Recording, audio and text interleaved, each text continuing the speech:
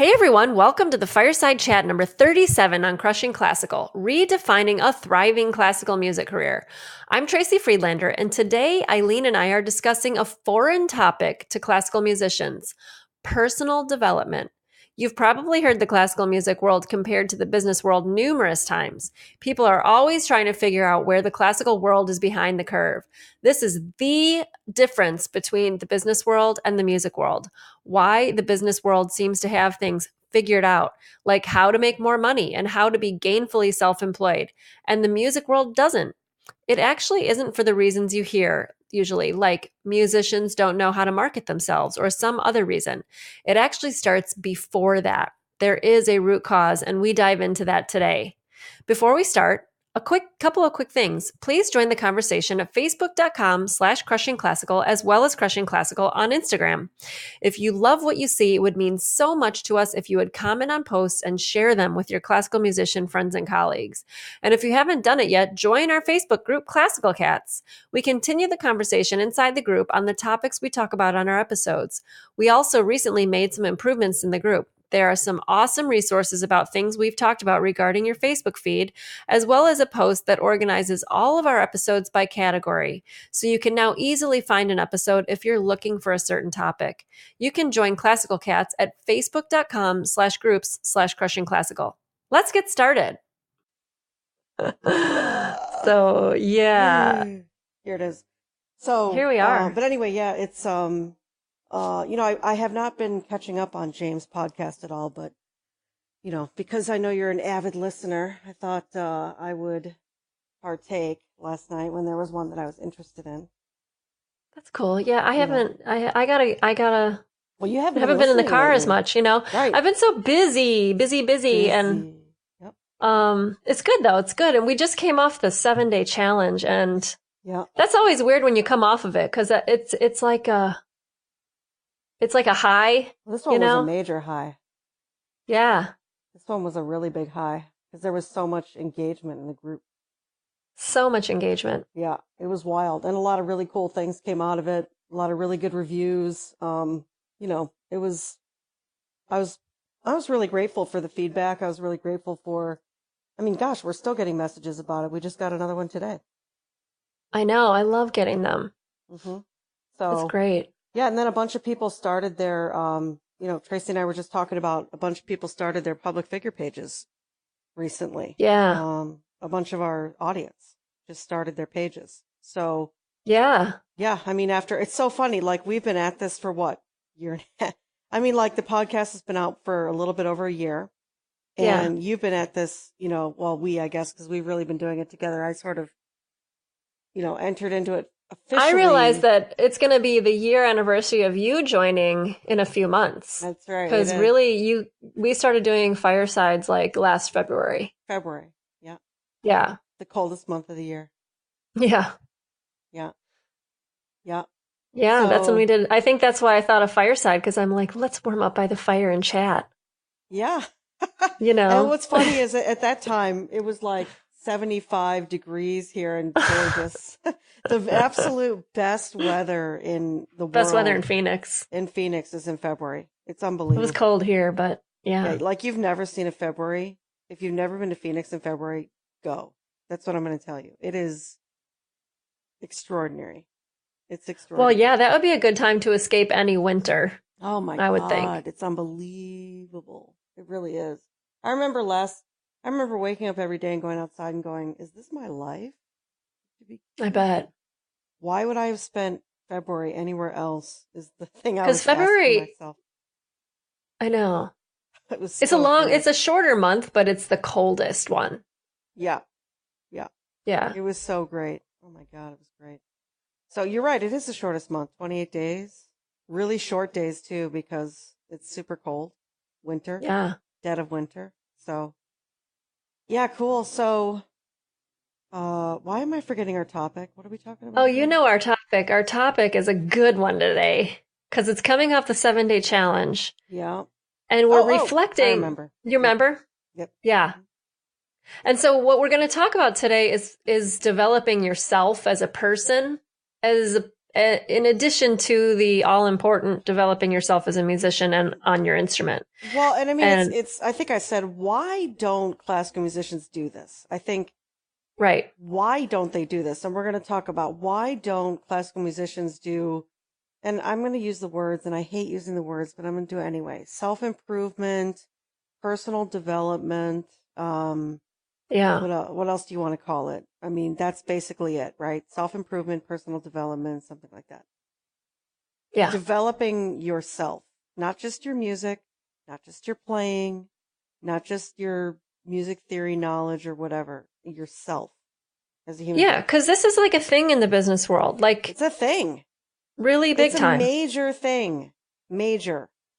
Yeah. Like the biggest part of being a Huge. business owner is Yes, they this. spend more money developing themselves so that they can grow a business than anything else.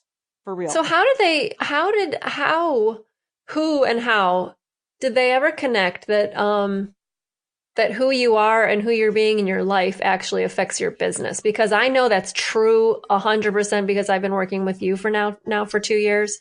Hmm. Um, I've been your little guinea pig per You se, have been. you know? I always wanted a guinea And pig. well, the thing is, okay, we'll get back to the reason why business owners want that. But what I did was never know anything about this kind of stuff ever. And I remember that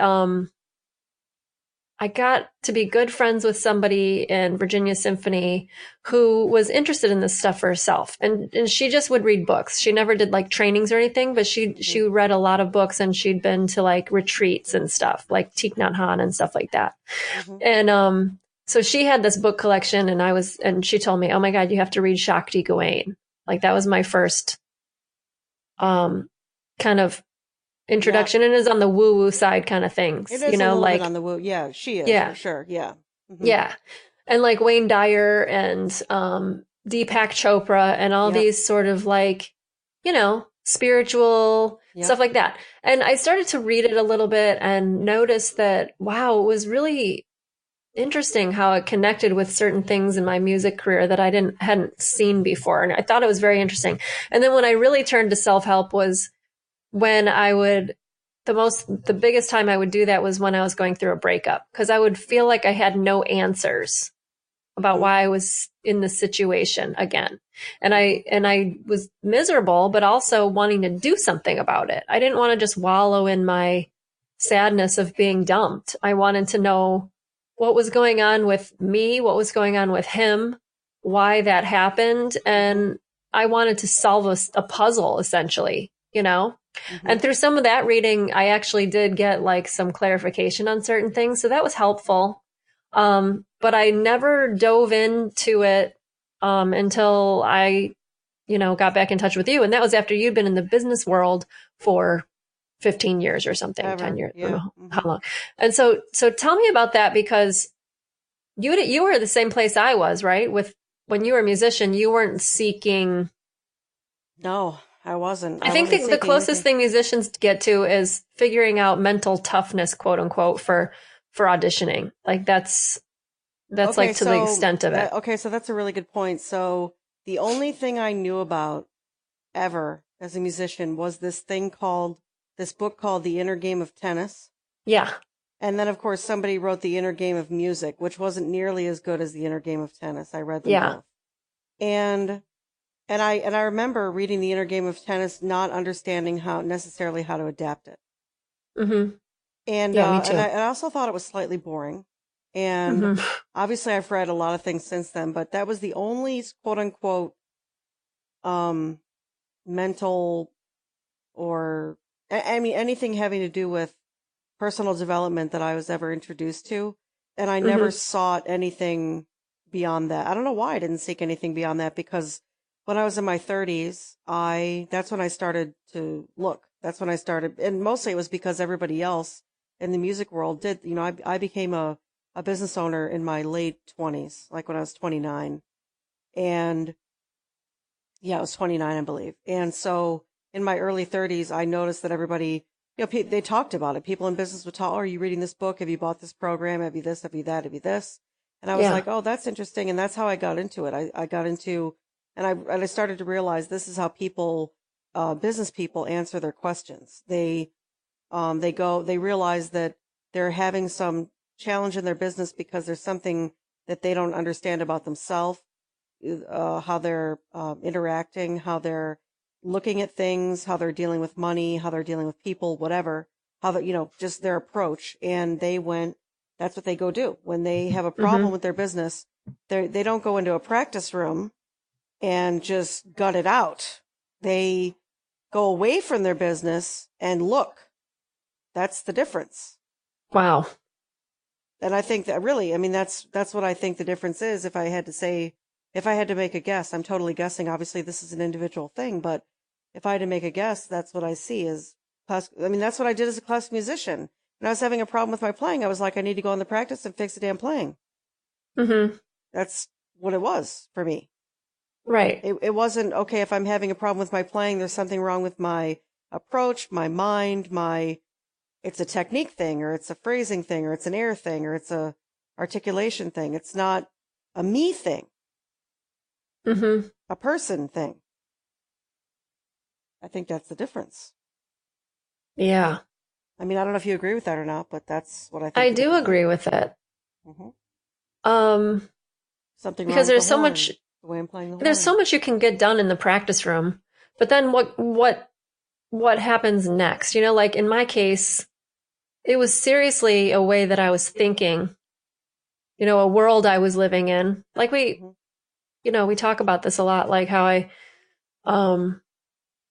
in certain situations I didn't feel like I was worthy of taking certain auditions and stuff. Like that's a condition that needs to be solved. You know what I mean? Like there ain't no half hour in a practice room with a horn that's going to fix that problem. Right.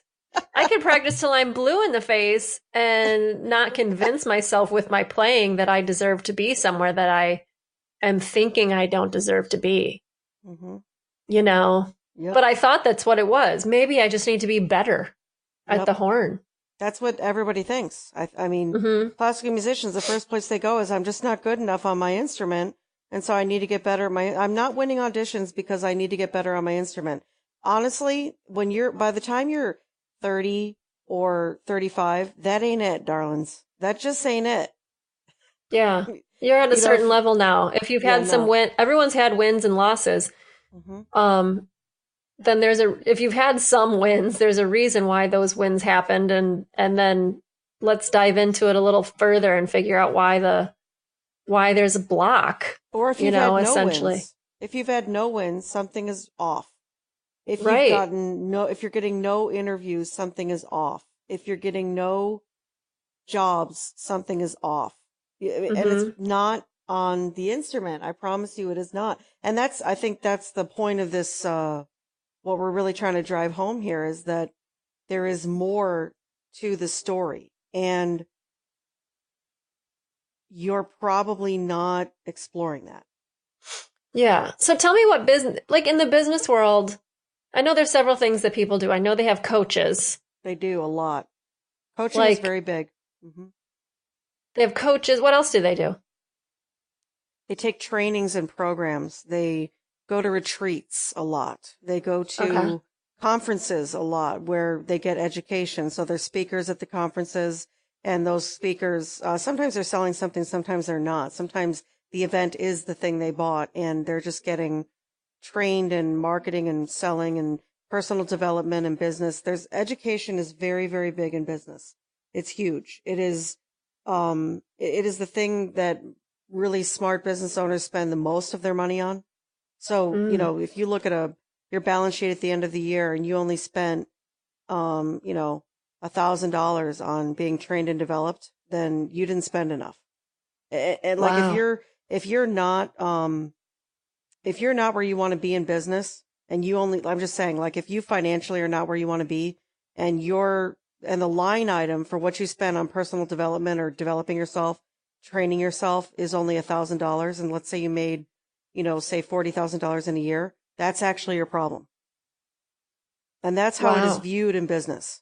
If you're only making, and I say only because in the business world, if you're making 40 grand, that's not, you haven't even reached the floor. I'm not kidding. If you're not Mm-hmm. making $100,000 in business, like as a business owner in a business, that's the floor. Seriously, that's the floor. Because when you take taxes and everything, I know we've talked about this in other podcasts, so I'm not going to dive into it. But if you don't make $100,000 a year, when you take taxes out of that, that's a barely livable wage today in the U.S. Mm-hmm. That's what it is. And Yeah. I mean, really, it's barely livable. You can live on it, but it's not a lot. So, I mean, you're not, that's not abundance in business. And so if you're only making 40,000, and believe me, I know people like this, people who've made 50,000 or less for 4 or 5 years in a row. I promise you the reason why they're making 50,000 or less is because they're not developing themselves. They're not spending that money. And everyone in business knows that. Everyone who knows anything in business knows that. You Yeah. have to spend money on developing yourself. It's just truly, it is the how it is of business. That's so interesting. Oh yeah, it's a big deal. It's a very big deal.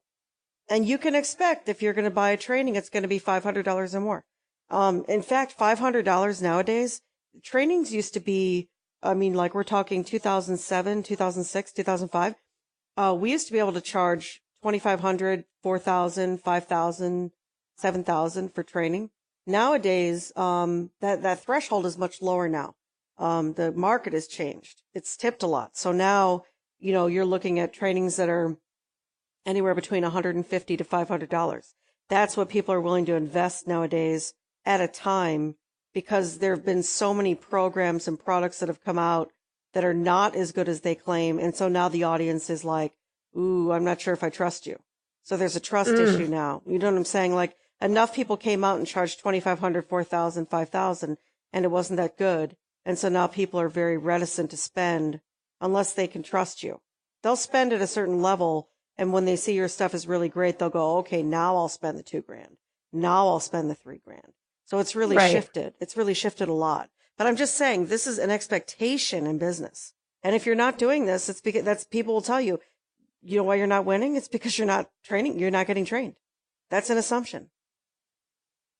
Okay. And so Yeah. these trainings are like probably things to level up your skills on Level up your sales and skills, but also marketing and personal. It's also personal development, though.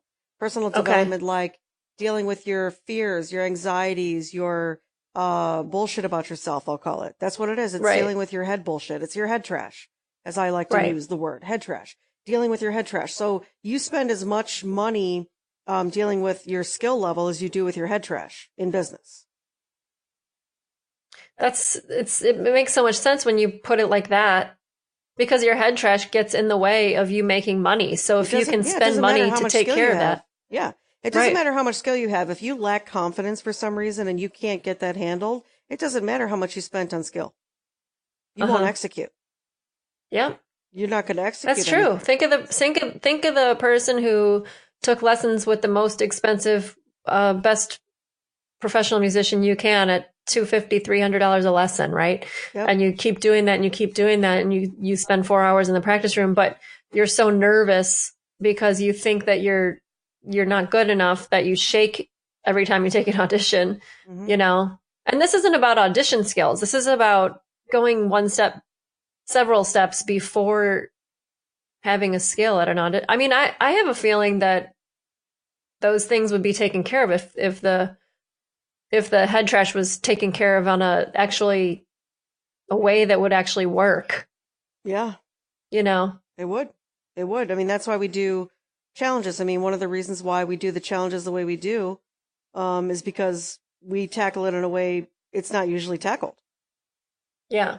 We go after it in a way that most people don't go after it. And so, and it works. That's the thing, is that it works. And so, and I mean, that's obvious just by the response that we got from the most recent challenge. It's really great. And so I think, that's, it just kind of, I mean, it baffles me though, still to this day. And I think it's because I've been out of I forgot my own experience when I was in the classical music niche, and I was not looking outside for I'll call it personal development. I was not looking for how to, I mean, I was a head trash mess when I went to Interlochen and when I was in undergraduate school.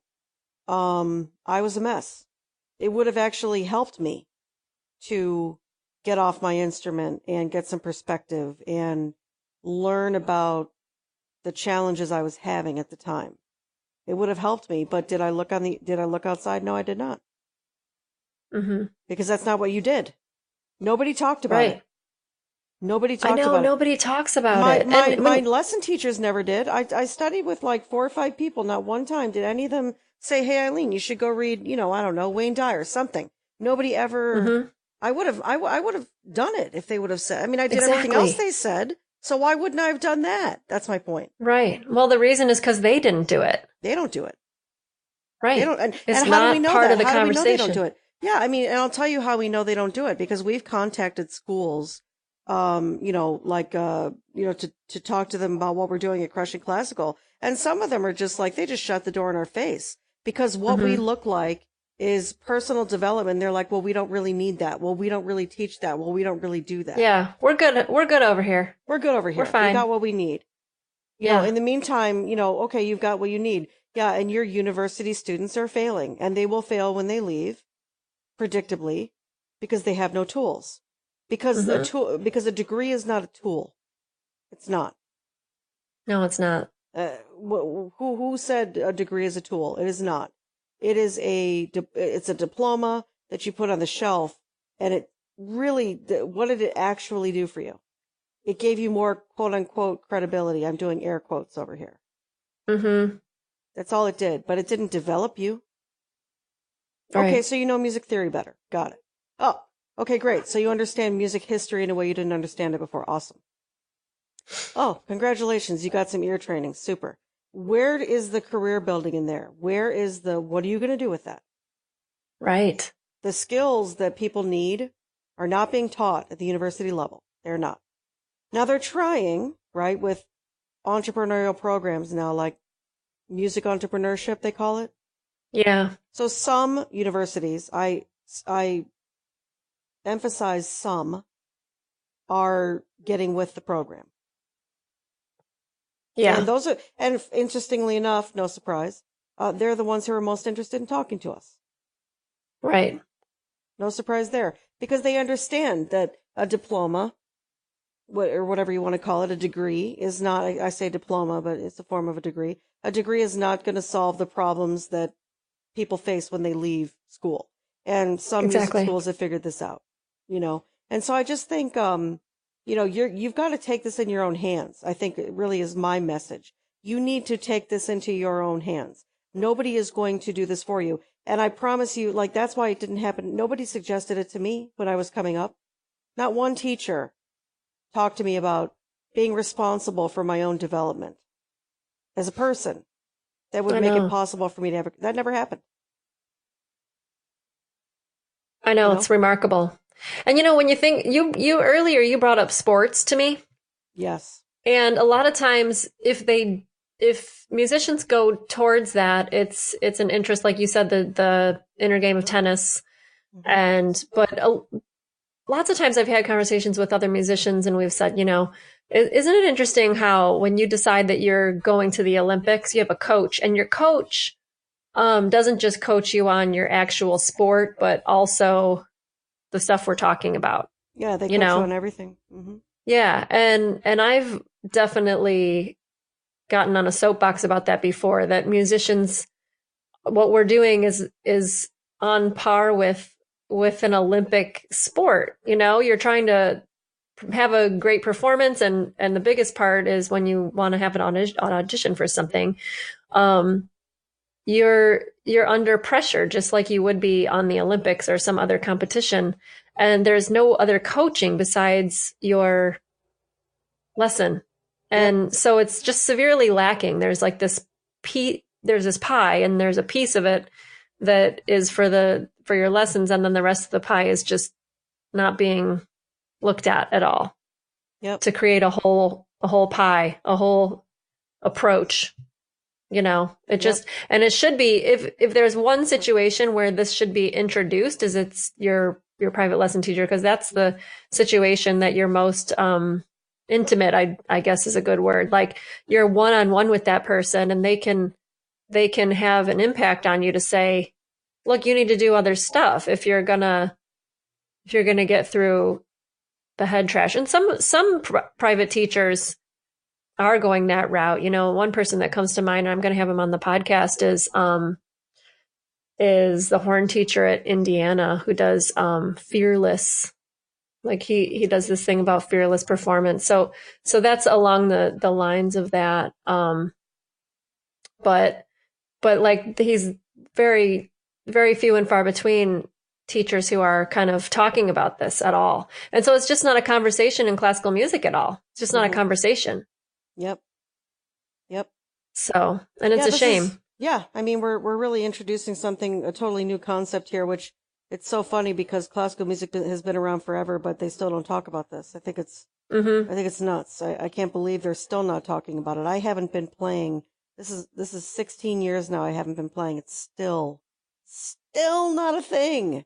How is that possible? 16 years later, still not a thing. Yeah, especially with music, the music world starting to get interested in the business world. Like, what are they doing over there?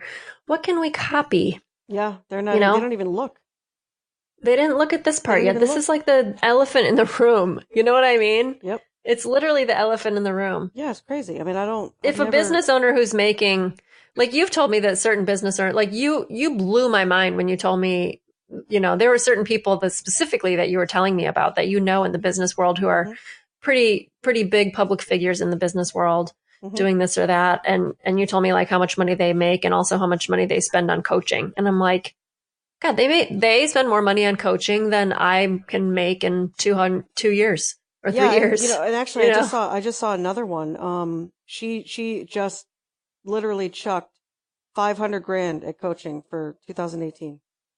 What? 500,000. Wait, how do you know? How do you know that? She posted about it. She said, I took a plunge. I'm finally going to do it. This is somebody I really wanted to work with, blah, blah, blah. And wow. She's like, and she's like, I've never paid this much before, but this is who I want to work with. And I know it's going to be amazing, blah, blah, blah. And it's $500,000. But she sees the results of other people who've done it, right? Yep. Is that how it works in the world? They're like, oh, look at that person. They coached with that person and now they're free. It's partly, sometimes it's not proof. Sometimes it's proof, but other times it's, you resonate with, who somebody is, what they stand for, what they do in their own business. It's not just their clients. It's, you resonate with the way they do business, the way they represent themselves, whatever, and you want a piece of that. And so you pay. That's how it works. Wow. In the music world, nobody wants to pay for anything. In the business world, that's all they want to do. We understand how this works. I mean, if you want something, you freaking pay for it. That's how the business world thinks. And that's very different from classical musicians. They want something and they want it for free. Not in the business world. In the business world, we pay for it. You think the business world thinks about money as an inflow-outflow thing more so than, and this is funny. This is funny that you bring this up because we talked about it on one of our money podcasts. I think it was one of them with John Fink because we were talking about how when you think about money as expenses and income, as opposed to like, okay, I have this gig, it pays $300. That's going to pay my gas bill for $150 and my other groceries for $150. So that money equals that or whatever, without thinking about, it's like a limiting way of thinking about your business inflow owners and don't think outflow about of it money. that way at all. Like they don't even, they don't do the math at all on that. They just say, this is necessary. This is also a business expense. I'm going to spend it. And whatever I get back is whatever I get. That's how they go. It's very different thinking. Totally. Very different thinking. It's a good point you make because that is not at all how business people think of it. Interesting. It's so because that might be what's stopping people is like, oh, something costs $500. Well, I have to go I got to get a gig that pays $500, but that gig, I already set aside that money that I'm making on that gig for $500 for, $200 worth of groceries. What they could create out of it. That's the whole thing. They're like, right. Musicians think there's only one or two or, 6 ways to make money and that's it. And so everything else is not possible. And so if they don't have those 6 things lined up, then I can't spend $500. If I don't have enough gigs to cover the $500 I'm going to spend right now, then I can't spend the money. And that is the problem. That's actually a thinking problem. I don't know if anyone gets that. That's a thinking problem. That's not a money problem. The problem is the way you're thinking, not the money. Mm. And nobody gets that. But of course you wouldn't get that because you haven't been developed. Like you haven't developed yourself to think in another way. You only think one way. That's the issue. Yeah. Because they've never seen any other way to think, you know? And that's the first step in thinking about your career in another way is learning how to think in any other way. Think. Yeah. Yeah. The thinking is actually the thing that's flawed. It's not what you're doing that's the problem. It's how you're thinking that's the problem that has you doing certain things, and so you get the same results. This is not right. That's always how it is. But they don't relate to it that way because development in this way, this kind of training that I'm talking about is not present in this field. It's vacant from this field. And so they don't know any other way than what they're doing. Yep. It's crazy. And so I walk in and I'm like, and I really see how limited everybody is in their mind. The limits are not physical. They think the limits are physical. They're not. The limits are actually in their mind, and then they become physical. That's interesting. That's the problem. Because if you think about it, how can someone else create a result, but you can't? What's the only difference? Mm-hmm.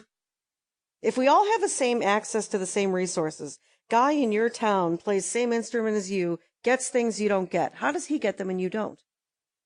Same circumstances, same resources, same whatever. We all have access to the same things. You're not denied anything. So how is it someone else can get it and you can't? That's a thinking problem. Yeah. I saw one of my own that I hadn't seen over the 7-day, actually. Really? Would you like to share? Well, if you ask me like that, then yeah. Would you like to share? Well, I realized that I had this continual problem. This is like this is the most recent problem I think that had me just really frustrated about where I was in my life. I'm excited to hear this one. Do I know this? You know it, I think. Okay. You might remember it once I say it. I felt like nobody noticed how good I was. Oh, yeah. And I knew I was doing a great job. Yep. I knew, you know. Yep.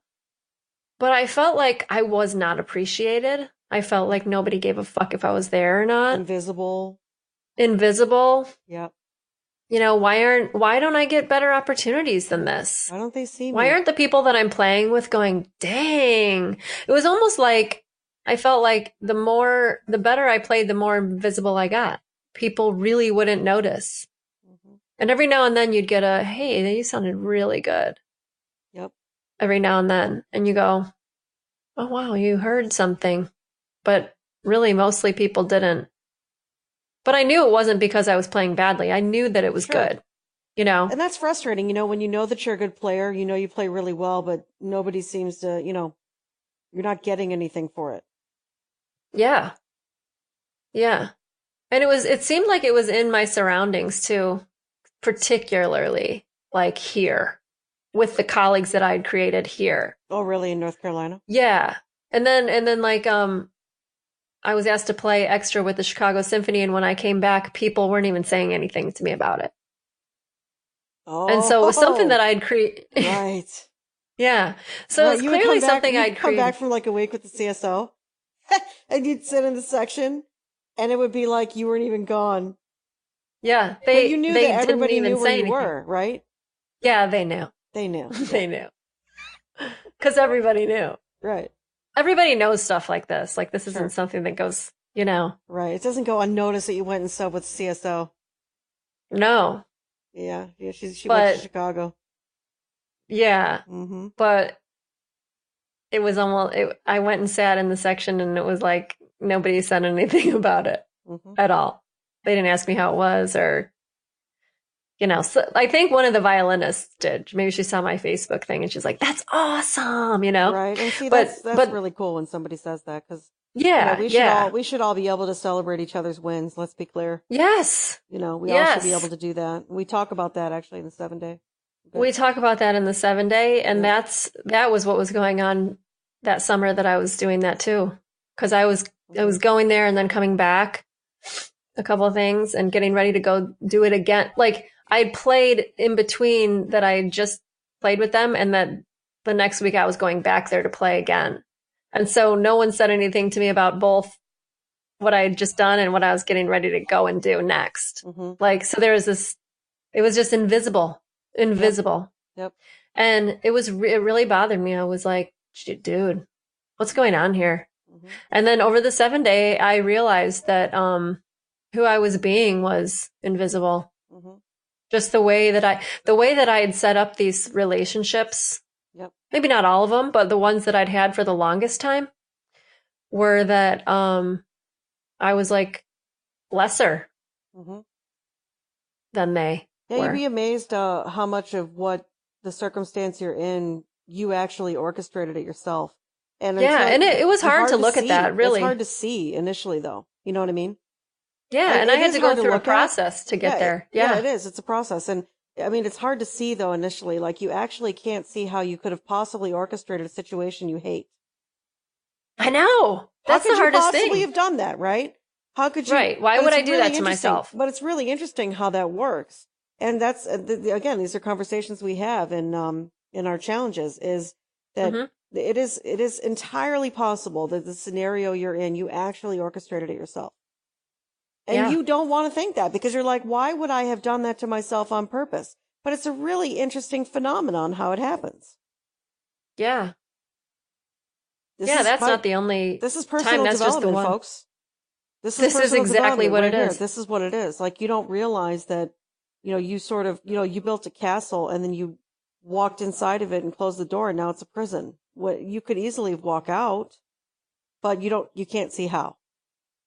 And you don't know it's there You don't know it's because there. you don't know that you created You it. don't know that you did it. You have no idea. And I get it. I totally get it. Because you couldn't, and I get that you couldn't see how, and of course then when you did see it, it was like, oh my God, I did that? What? Yeah. And so once you can see it, you can actually confront it, Yeah. right? You Like, can isn't that how it actually open the works? door and let yourself out. Right. But unless you Right. can see that you made the castle and the door with the lock on it, you're not going to unlock the door and walk out and burn the Yeah, so castle I have down. a question because, I Not had going to this happen. discovery over the 7 day, and now I'm taking different actions in my career, obviously, because I've started crushing classical and starting contempo and all these things. I'm starting and doing different things. And yeah, like, especially with contempo, I'm at the very, very much the starting line of that. Hmm. But it's still already, it already feels different because, I mean, so different from what I usually do. But like, I want to ask you a question about that. So what do you do about situations where you've built relationships where I'm looking at a relationship where I built or I'm looking at a career existing playing career in this Hmm. community where I set up things a certain way with certain people. How do you go about, I mean, is that changeable? Like Hmm. once you are somebody for somebody. Let me give you the high level. It's a good Okay. question. Here's the high level. So, um, okay, so I'm going to try and use an example here because I don't like to talk conceptually about things. So, Yeah. because I think it's confusing. So, Right. okay, so if you've been saying your whole life, and listen, I went through this as a clarinetist, okay, so I was a clarinet player. So Yeah. I started when I was 7 and I completed my quote unquote career, if you will. It wasn't so much a career as it was a study. I completed my study when I was 27. So I played for 20 years. Mhm. But from the time I was 7 and I was very good, and then I just got better and better and better. It's like Eileen's a clarinet player, Eileen's a clarinet player, Eileen's a clarinet player, Eileen's a clarinet player, Mhm. right? And so everybody listens. How they listen to you, relate to you, talk to you, whatever, is clarinet player. Yeah. So it's now an identity. Um, in order for you to have a different relationship, you have to actually create that relationship with them. You have to have You've been having this conversation with them this way for this long. If you want to change it, you have to begin to have a different conversation with them, saying different things for that long as well. Does that make sense? For the same amount of time you had It doesn't the necessarily even relationship? have to be the same amount of time. The better your communication skills are, the shorter the time it takes. But Okay. it takes a while for people to stop listening to you a certain way. So I'll give you another example. If all you've ever been is broke, everybody knows you as broke, right? Mm-hmm. So whenever you go to a restaurant, they're like, oh, I know he's going to want to borrow money from me to pay the tab. Or I know, oh, she's not going to be able to go. So people stop inviting you to things because you're broke. Well, everybody's going to the movies and I know he doesn't have money, so we're not going to invite him and we won't make him feel bad because he can't go to the movies, right? So they're treating you in a way, but you actually trained them to treat you that way. You trained them because you were broke. And so every time you needed money, you asked for it. Every time you created your broke for them. You think they think you're broke, but you did that. You understand? Yeah. You asked for money. You see what I mean? Like, and I'm not saying there's anything wrong with being broke. Everybody at one time or another, I think, has been broke. Who the hell hasn't been broke, right? But if you're forever broke and that's your scenario for a really long time, and now you're trying to not be broke anymore, you have to speak differently, interact differently. You have to use different language. You have to communicate differently. You actually have to speak a different language if you want them to be in another conversation with you, because the only language they've ever spoken with you is you're broke. There is a language of broke, and there is a language of money. Right. And so you had to change your language. You're waiting for them to change. They won't. You have to change it. You have to go in there and change it. Like, even if it's going to a friend, let's say you want to reconnect with somebody and you've always been their broke friend. You go back to them and say, you know what? Oh, actually, this happened to you. Funny enough. Remember that whole thing that happened where you told me the story about how you ran into somebody, Virginia Symphony. You had just gotten there and somebody remember that situation? Yeah. So I don't know do you want to talk about, we don't have to say who it was, but are you open to talking about that? Because this is a great scenario. Yeah, well, I was broke. I was broke before like like your broke story is kind of my story, like because I taught people that I was broke because of the way that I was. You teach people about you, the way you speak and the way you just need to know this, like everybody, right? You do. I mean, I've done it. Yeah. I get it. Yeah. I've done it, right? And so remember what happened? You went to the store, you ran into somebody. Yeah, and I'll actually tell you about what happened when I finally started to shift. And I don't have a perfect mindset about money, but it's changed a lot over the years. Right, but tell the story because I want to reframe for them what you could have done. Okay. And that's because remember when I reframed it for you? And yes. You remember that? And you and you cried when I told you how you could reframe it. Do you remember that? I did cry. Yeah. Yeah. So, it's such a great example. That's why I want to use it. I hope you don't mind. No, not at all. So in the city in Chicago, I was broke.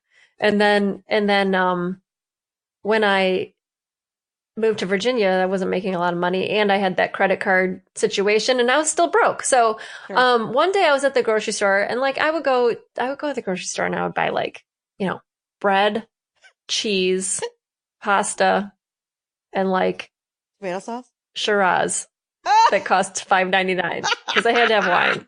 And now they have $3 chucks, so you can just pay $2.99. Yeah, they didn't have that back then. I had to get the $6 quote unquote chuck, So, so that's what I would buy because I wasn't going out to bars. So I had to get my Shiraz.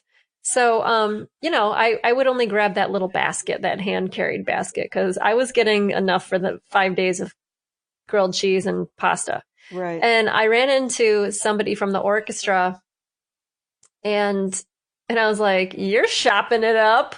Look at you buying groceries, I was kind of making a joke look how rich I am. I have a full cart of groceries and you, Right. And he said, your friend who knew, he was referring to my friend who knew me in Chicago, said she never would have lived with you because you're terrible with money.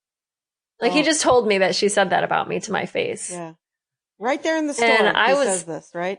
And of right in the course, store, right in the aisle. let's all have a beer over that's completely inappropriate. Okay, you never should have said that. Let's please have a beer over that. Okay, let's just have a beer. Let's have That's a not nice tall right. glass of $6 Chuck over that. Right, that's not cool. But anyway, keep going with the story because it's a good story. Right. So I was like dumbfounded. I felt like I got kicked in the gut when Yeah. he said that, If you you know? had nuts, I felt really they would bad. have been squashed.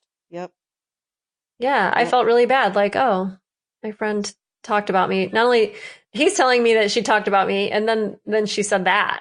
Right. So She now I talked feel about, I mean, bad. she And didn't just talk about me as being a great horn player. She said that I'm bad with money. Like that's what she said. yeah, Right. yeah, Right. And of course, and how yeah, did you react or how did you respond to that? Did you like, tail between your legs, get your yeah, stuff through the deal and then go in your car and cry? yeah. Is that what you did? I think I said something like, "Oh, wow, she said that." And he's like, "Yeah." And I'm like, "Well, I didn't know. I don't remember what my response was at all. I'm sure I that was you were just, I think I devastated. was like, Yeah. what? I was like, like, I wasn't focusing as much. First, I was sort of like, and I was upset that he told me that and Hmm. surprised. Yep. And then also like feeling bad that she said that. And I didn't like have a comeback at all. I think Sure. that was sort of the end of the conversation and I Sure. And left. of course you're upset and you're probably mad at her and blah, blah, blah. Right. Yeah. So here's the thing. Yeah. This is what I told Tracy. She told me this story and immediately what I said was, you know what you could have said in that moment? You could have said, you know what? You know what? She's right. I have been that. I have absolutely been that. And I'm really excited about having a fresh start here because I'm changing that. That would have been so empowering It to really do. would have been empowering, but here's what you want to get. You know what it would have done too? Is it would have changed his perception of you immediately. It Mm-hmm. would have changed who you were for him. Because when you met him, who you were for him was that girl who just moved here who's bad with money. And in that moment, you could have changed it. You could have shifted it. And that's what I'm talking about. It Yeah. starts with what comes out of your mouth. It starts with what Yeah. comes, you cannot change something that you're not actively participating in. If you want to change the way people see you, think about you, blah, blah, blah. Look, I understand you have long-standing relationships. I say you, speaking to the audience too.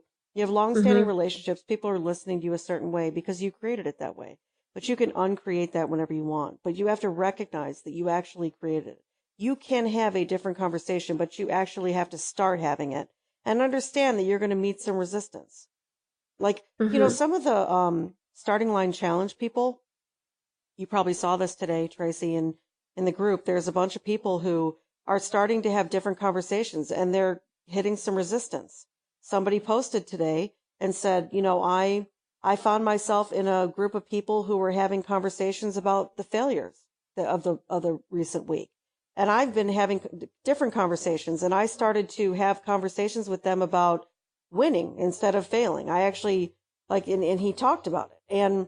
And of course, that's going Oh, to I haven't take seen a that while. post yet. Oh, it's great. It's great. And that's going to take a bit because there's the language of the world is, um, failures and what went wrong and what's not going well and whatever.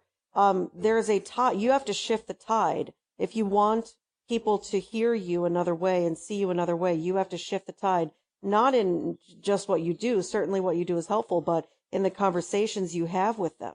Like, you can go directly to somebody. You could have gone to that person that you're talking about, that woman who said what she said about you and said, you know what, listen, I want you to know something. I know that this is how I know you see me as like your broke friend, right? I know you see me as someone who doesn't have their shit together where money's concerned. And I want you to know, I know that I did that. I know I've left you with that impression. And what I want you to know is I am doing XYZ ABC and turning that around because I don't want to be that anymore.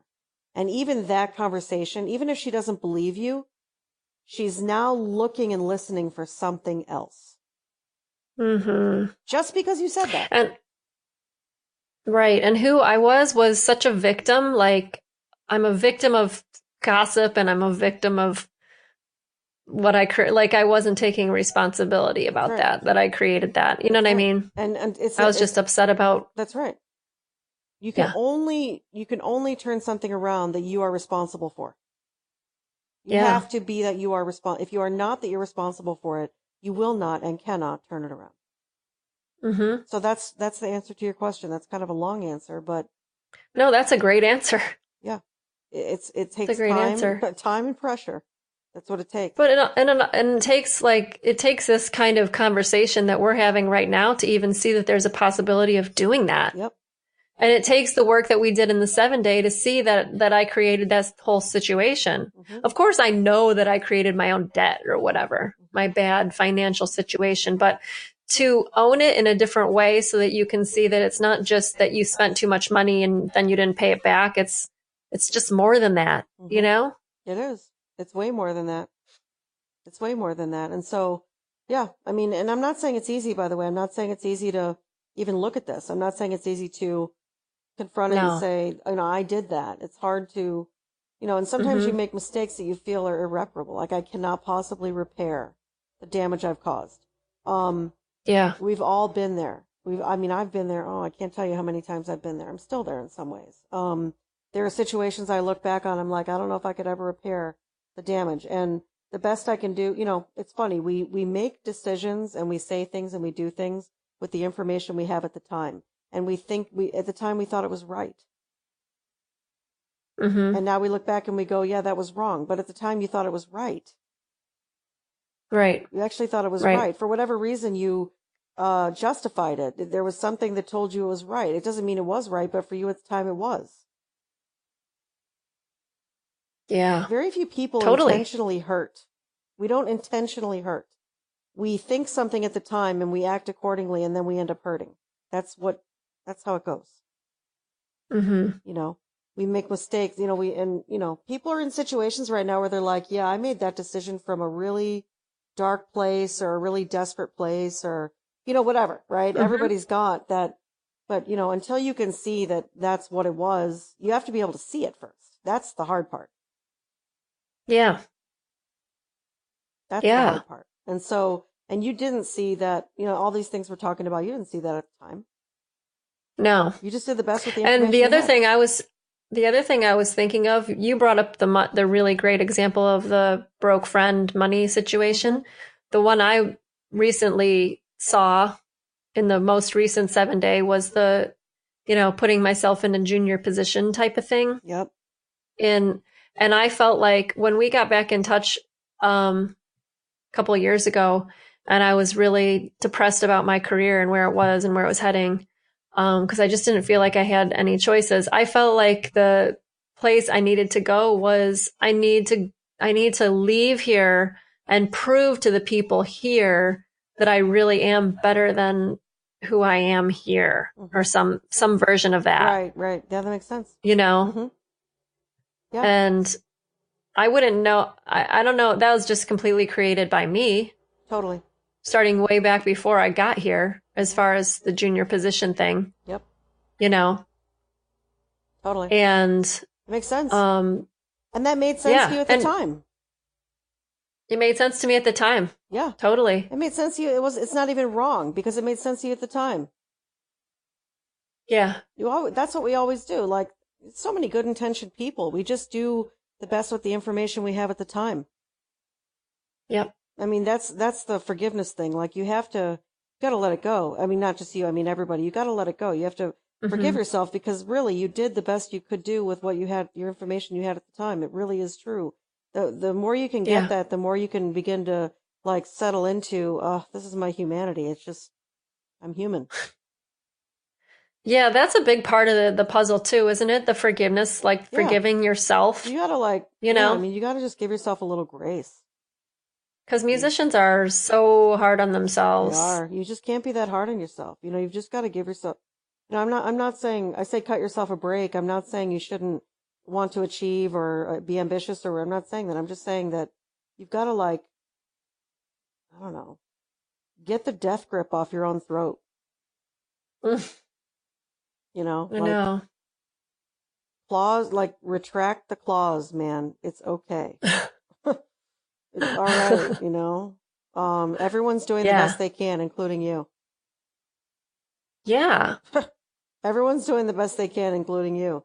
And there are tools, and you're not connected to those tools. Exactly. And getting on the other side of a new way of looking at something That's right. requires tools and That's right. requires that development. Yeah, It the really problem is not does. your circumstances. I promise you, it is not your circumstances. It is not what you do or do not have. It's not how much money you do not have, and it is certainly not how much time you do or do not have. It's none of those things. You Hmm. have a point of view that is creating the problems you have. And you keep Yes. recreating it over and over again. Believe me, we've all done it. You Yeah, are not because you haven't alone. changed your point of view. That's You don't right. even know how. You don't know how to do that. And until you know how to do that, you will continue doing the same thing over and over again. And I have lived it. Yeah, I know. I'm not, me too. just Me because too. I train this doesn't mean that I don't do it. I haven't done Because you're it. human. I'm human. Right. It's like part of the deal. It's like I signed up for this deal. When I was a little baby, I signed a little piece of paper and that's what I signed up for. The same ride as you know. So yeah, that's just that, but that's just it, is that you have to be able to see these things, but you don't have the tools to do that. And that's what the challenges are for. You've got to be Yep. able to see, and you cannot see until you do a challenge. You're just not going to see. Yeah. Read all the books you want. We actually have the shiz here. Yeah. It's one thing to read a book and it's another thing to interact and do stuff while you're interacting with people. It's a Hmm. totally new level of getting Yeah. information. Yeah. It's faster. That's the whole thing, Really is is. it's way faster. It's faster. Way faster. You can Yeah. just do this so much faster than reading a book. Yeah. So much faster. That's what happened in the last challenge we did, is it happened so fast. It was remarkable It where really people was. got from day one to day, and it wasn't even day seven. Day Yeah, it was like all seven, different humans in that like, group. Like they walked in one way, and by the 7 days, I was like, "Who is this guy? Who is yeah. that girl?" And it didn't even take full seven It days. didn't It even was take the like full 7 days day to get five, there. day six. I'm Yeah, going, who are these people? it was Yeah. nuts. It was nuts. And so, Totally yeah, crazy. that's the value of looking outside of what you know already. Yep. There's a whole world that you have not seen or have not experienced, don't know. And that's what we want to introduce you to. There is a way to build a career without changing any of your circumstances. None of them. Yeah. And I mean building Yeah. a And neat the career, next, something you really want to do. exactly. It may include the things you're already doing and then some, Yep, you know, exactly, which is great. exactly. Um, and the next challenge starts on December 11th. Yeah, this one's going to be this is the next starting line challenge. Let's see. Don't we have another one before that though? We're doing a different challenge. Starting line challenge? Hmm. No. Pretty sure we do, man. Let's look. Oh. Yeah, Oh. don't Let's we? look at the. Oh man, pull the Oh, calendar. yes. Right? We have a new challenge that we're launching. We have a new challenge. It's new.